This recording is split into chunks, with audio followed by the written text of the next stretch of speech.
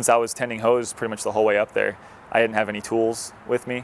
And so when they said, okay, we're going to deploy, start looking for an area to deploy your shelter, I look around and it was all black for the most part. I mean, there were still some stumps and some big twigs that were sticking out of the ground and a lot of rock. But there wasn't really a lot of fuel that I could see that was going to burn if I put my shelter down on top of it. But in any case, I still cleared away as much as I could and then moved away the rocks. There were some big, sharp, jagged rocks, and they were all pretty hot since the fire had just burned through ahead of us.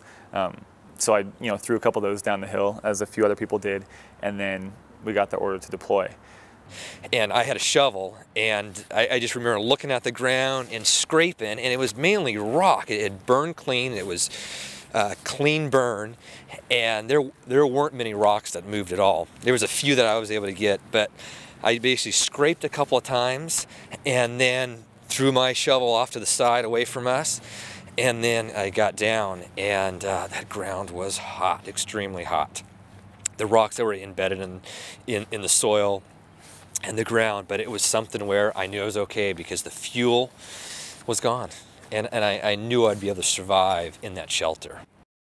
When we determined that we couldn't take the alternate escape route, that we were pickled, we really weren't worried at that point. But John and I said, I looked at him and I said, hey, right there at the first switchback, so we'd take that dozer and I'll knock that line of trees out, push it off the side, and that's going to make a huge safety zone. And he looked at me and I could see his eye, yeah, that is a good spot. Let's go.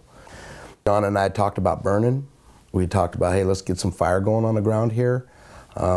We dismissed that really quick after we thought, no, we're not going to light. At that point, we were standing at the edge of the safety zone. We talked, our thoughts were, if we don't want to light any fire down here, get something really hot and ripping and draw that fire that's on top of us down. So we dismissed that. We don't, no, let's not mess with anything on that. Let's just see, we got a good safety zone. We reassured ourselves, we've got a good safety zone, it's going to be cool. And then we pulled the pickup right in front of the dozer blades. And we started getting buffers of fire coming in on us.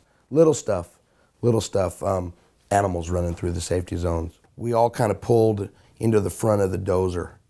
All three of us did. We pulled all our gear out. I had pulled my IA pack out, thrown it down. We'd taken a case of water, put it right there. I looked for a spot where there was continued to be this very short, sparse grass with a lot of loose rock around. The absence of rocks was there so that I could get good, it was a good place to drop the shelter where I get good soil contact with the shelter. Then it occurred to me I should try to maybe scrape the ground a little bit with my combi. For the kind of conditions I had, I realized that was not time well invested, that I needed to go ahead and throw my tool down, get my pack off, and get the shelter out and get into it. After the initial pass of Grable, or the fire pass down Grable, we got out of our shelters and knew that we were going to have another push from Anderson Creek. That's when we decided to light a backing fire to try to give a break from the fuels. But we also looked over at the Grable drainage, and there was no way we could use that area as a retreat zone because, for one, it was still very hot, tons of snags burning. The wind was still strong. You could hear snags falling left and right. Couldn't see much. Two of us went and lit the backfire up Anderson Creek. The other 7 individuals regrouped, got a little closer together, prepped up the site a little bit more. There was a little bit of grass in there, not much, but we went ahead and cleared anything out that could combust. It was a really good deployment site, far as it was flat, level. It was an old sandbar. It was really good deployment site. Burning out that site for clean black was the first thing I could think of.